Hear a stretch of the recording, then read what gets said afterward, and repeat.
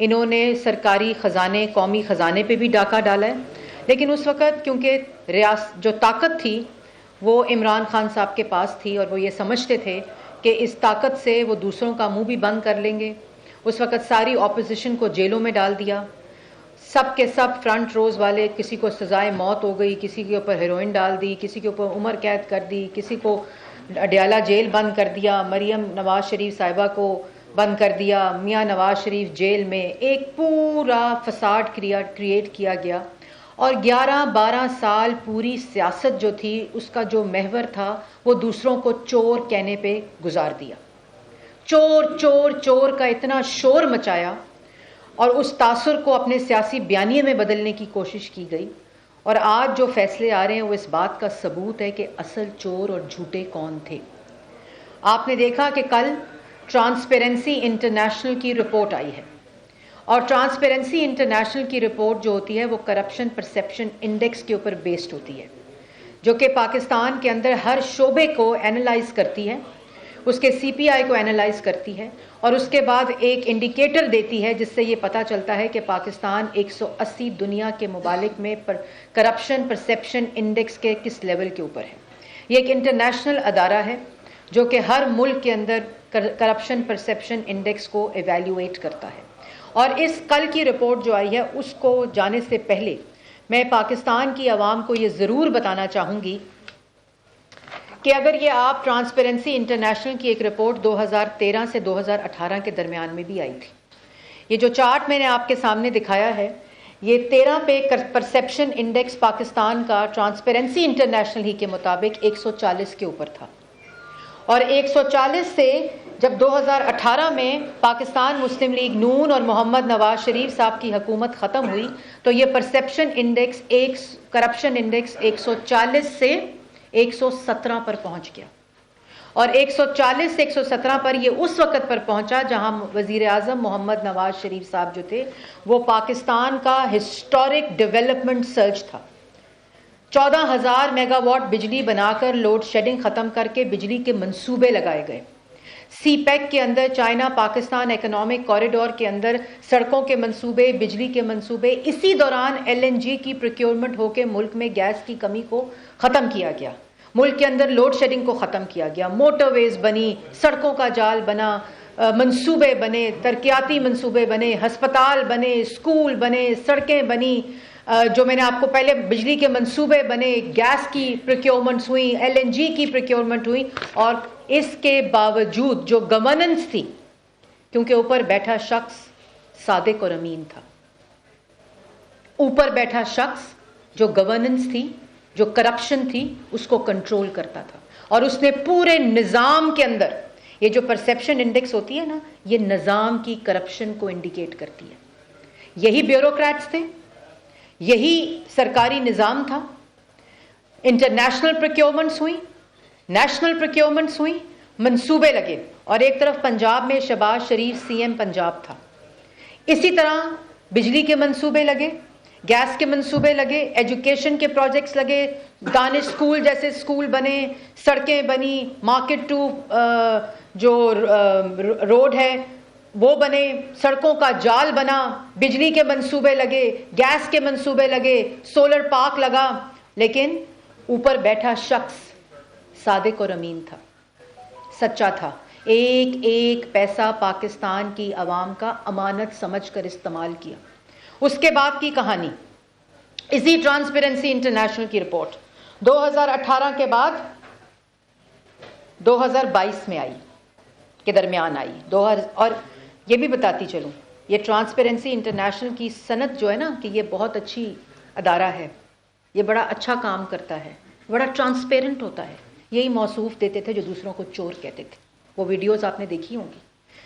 18 کے بعد 22 کی کہانی، یہ چارٹ ضرور دکھائیں، اس کو قریب کر کے دکھائیں یا اسکرین نہیں ورنہ میں آپ کو ضرور دکھاتی کہ یہ 18 سے 22 کی کہانی جب اوپر عمران خان صاحب کی حکومت تھی، وہی نظام جو 13 سے 18 تک پرسیپشن انڈیکس 140 سے 117 پر چلی جاتی ہے اس ڈیولپمنٹ کے باوجود، اور وہ 18 سے 22 میں 117 سے واپس 140 کے اوپر چلا جاتا ہے پرسیپشن انڈیکس، جو 2013 کے اندر ہمیں پاکستان ملا تھا. ہم صاف کرتے ہیں، کرپشن سے پاک کرتے ہیں، ڈیولپمنٹ کرتے ہیں، مہنگائی کم کرتے ہیں، لوڈ شیڈنگ کم کرتے ہیں، ترقی لاتے ہیں، موٹر ویز بناتے ہیں، اورنج ٹرینز بناتے ہیں، میٹروز بناتے ہیں. یہ دوبارہ سے گند ڈالتے ہیں. کرپشن کا گند ڈالا، ملک کو مہنگا کیا، بے روزگار کیا، منصوبے بند ہو گئے، ایک اینٹ نہیں لگی. کوئی سکول نہیں بنا، کوئی ہسپتال نہیں بنی. کوئی موٹر وے دکھا دیں، کوئی ہسپتال دکھا دیں، کوئی پروجیکٹ دکھا دیں جو 18 سے 22 تک انہوں نے اینٹ لگائی ہو. لیکن گوگی پنکی اکنامک کوریڈور ضرور چائنا پاکستان اکنامک کوریڈور میں تبدیل ہوا. جو سی پیک تھا، آپ کو یاد ہوگا پنجاب میں ایک غلام بٹھایا ہوا تھا جس کا نام بزدار تھا، جو چیف منسٹر تو تھا لیکن اشاروں کے اوپر نوکریاں، ڈی سی اور اے سی کی بولیاں، این او سی، ریڑی والے کا بھی این او سی کے اوپر چاہے 1000 روپیہ ملے چاہے 1 ارب روپیہ ملے، کوئی تفریق نہیں. جس کی وجہ سے ٹرانسپیرنسی انٹرنیشنل کی پرسیپشن انڈیکس جو تھی وہ 140 پہ پہنچ گئی 117 پہ. 25,000 ارب کا قرض لیا. خیبر پختونخوا میں حکومت تھی، وہاں 900 ارب کا قرض لیا. بی آر ٹی میں کھا گئے، بلین ٹری سونامی میں کھا گئے، وہ کووڈ فنڈ کا جواب نہیں دے سکے. جو منصوبہ اٹھاؤ کرپشن سے اٹا ہوا تھا، کدھر گیا وہ 900 بلین؟ کہاں؟ 1988 کے انتخابات میں وہ پیپلز پارٹی کی مدد اور پیپلز پارٹی ان کے ساتھ تعاون کرنے کی پوزیشن میں نہ ہو. یک طرفہ طور پہ ہمارا ووٹر مارا گیا تھا. اس کے باوجود ہم نے 1988 میں تاریخ کے صفحات کو درست رکھنے کے لیے کہ کل ہم پہ یہ الزام لگایا جائے کہ آپ نے سندھ کا مینڈیٹ رکھنے والی جماعت کے وزیر اعظم کو اور جمہوریت کو بچانے کے لیے سندھ کے شہری علاقوں کے نمائندوں نے تعاون نہیں کیا. ہم نے تعاون کیا، بار بار تعاون کیا، کئی بار اس سوراخ سے ہم ڈسے گئے. ہر بار وعدہ خلافی کی ایک تاریخ ہے جو رقم کی گئی ہے. لیکن یہ تو بڑا ظلم ہے. لاشیں ہم اٹھائیں، قاتل اور مقتول کو آپ ایک طرح سے دیکھیں، ایک طرح سے الزام لگائیں. کراچی کی امن کی ذمہ داری قاتل کی وجہ سے ہو رہی ہے، خراب ہونے کا اندیشہ ہے، یا مقتول کی وجہ سے؟ جن کے لوگ مارے جا رہے ہیں، جن کے لاشیں پڑے ہیں بیرو گورو کفن، ان کے گھر والے قیدی بنائے. آپ ہم پہ ایف آئی آر کاٹنے کی سوچ رہے تھے. کسی نے مجھ سے پوچھا کہ ہاں ہمیں اندازہ ہے کہ ڈسٹرکٹ سینٹرل میں ڈاکٹر عاصم نے آپ لوگوں کو بڑا نقصان پہنچایا ہے. ہم نے کہا اتنی اوقات نہیں ہے کہ ہمیں نقصان پہنچا سکتے ہیں، وہ بھی ڈسٹرکٹ سینٹرل میں. انہوں نے دراصل پاکستان پیپلز پارٹی کو نقصان پہنچایا ہے. اب ان کا کوئی امکان نہیں بچا ہے. تاریخ بتائے گی، وقت بتائے گا. ہماری خیرات کے بغیر سندھ کا وزیر اعظم نہیں آ سکتا ہے. کیسے لینے آئیں گے آپ ہمارے پاس؟ اور آپ کے گناہ، آپ کے بوجھ کے لیے ہم نے اگر اپنے شہیدوں کے خاندانوں کو لا کے بیٹھا دیا تو آپ گن نہیں پائیں گے.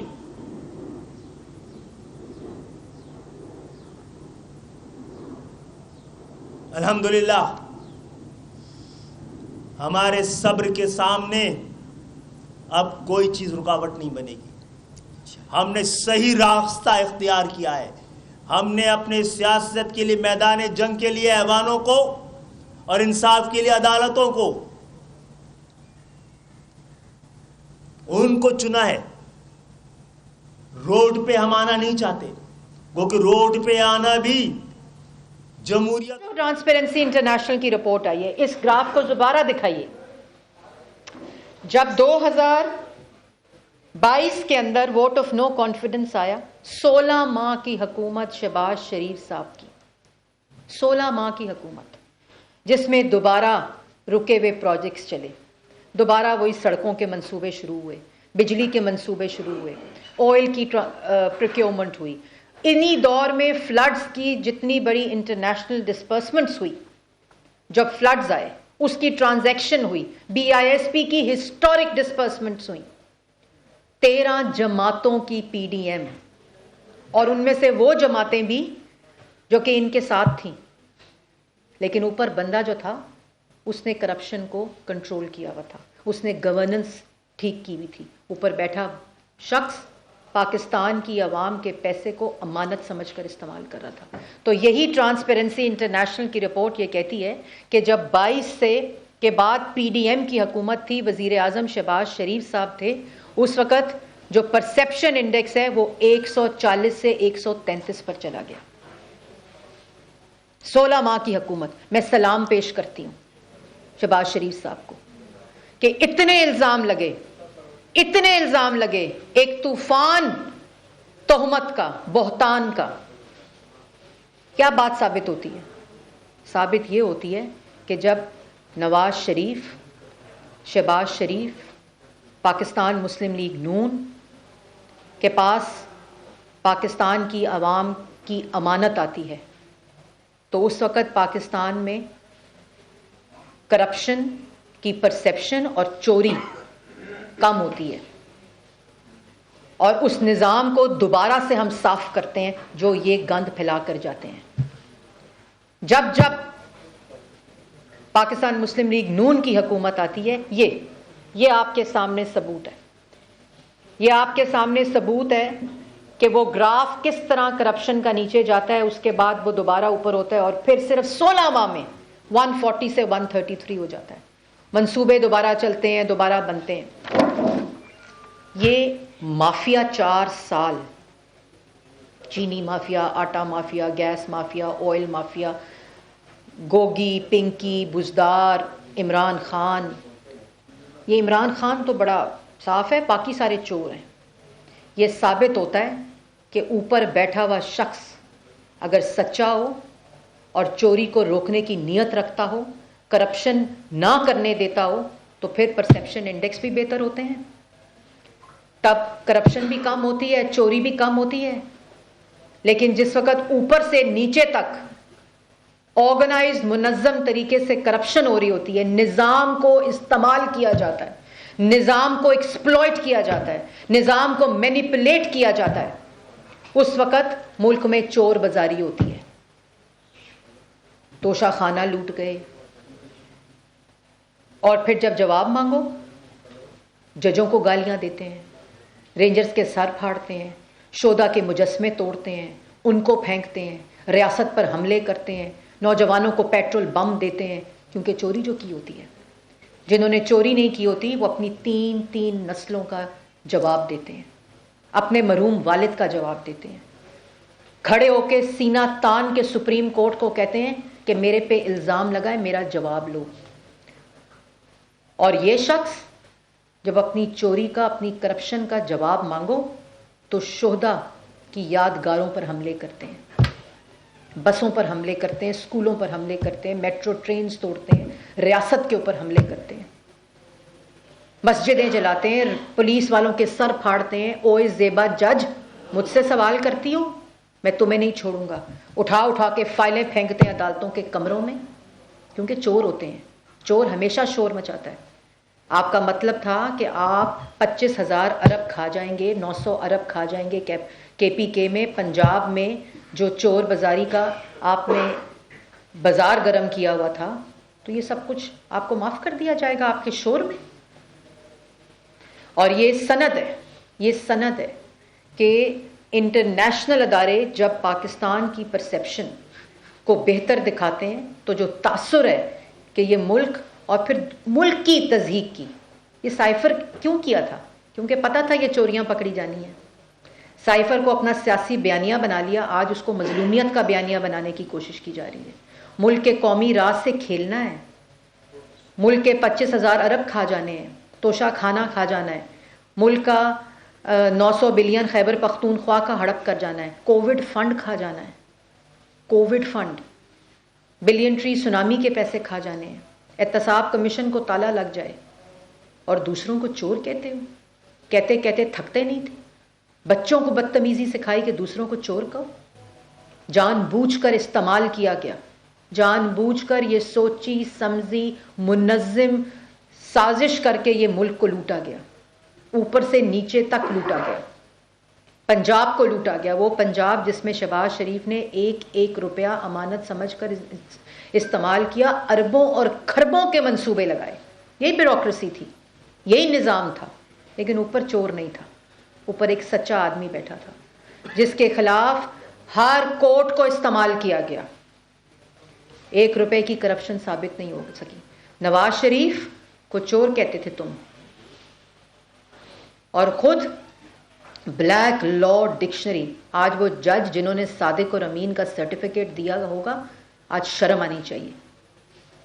किसको सादिक और अमीन का सर्टिफिकेट दिया और किसको सिसिलियन माफिया और गॉड फादर का? ये है सिसिलियन माफिया और गॉड फादर्स का सर्टिफिकेट जो आपके लाडले और आपके सादिक और अमीन को दिया जा रहा है।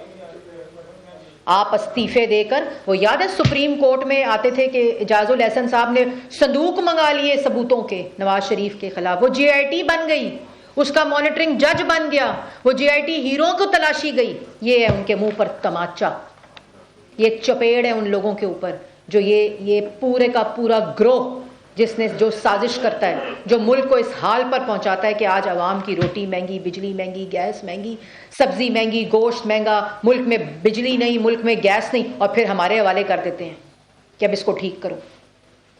अब फिर कैसे ठीक करोगे? हमसे सवाल करते हैं, फिर सवाल करते हैं हम कैसे ठीक करेंगे?